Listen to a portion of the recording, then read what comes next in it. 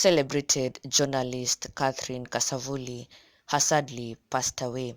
The news of her death has been confirmed kiroko kiomuthi, leaving so many Kenyans in anguish, in sadness. Kuona atĩ Catherine Kasavuli nĩarĩkia kũhurũka. Catherine Kasavuli nĩarakoretwo akĩrũa na ndwari ya cancer na nĩarakoretwo akomete thibitarĩ kũrĩa arakoretwo akĩamũkĩra ũrigiti.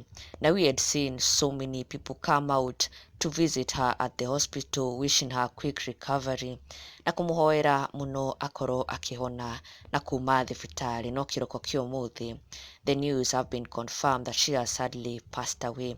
Catherine Kasavuli nĩararĩ mũthomi wa mohoro wĩ gatũ mũno.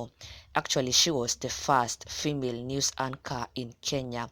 Now, in her entire career as a news anchor, Catherine Kasavuli has worked with some of the best and top TV stations that we have in the country.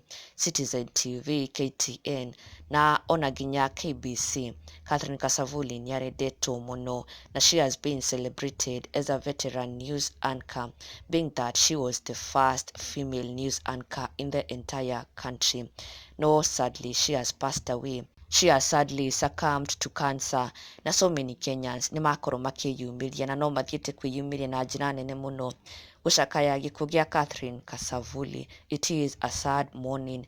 Kenya has been thrown into mourning, and so many Kenyans too celebrating her for being the great news anchor that she was. Rest in peace, Catherine Kasavuli. Our deepest condolences kũrĩ family yothe ya Catherine Kasavuli. Ngai aromahe hinya ihinda-inĩ rĩrĩ iritũ. Rest in peace, Mama Catherine Kasavuli. Na ndũgakĩriganĩrwo gũsubscribe for the latest and trending Kikuyu celebrity news. Never miss an update. Subscribe now.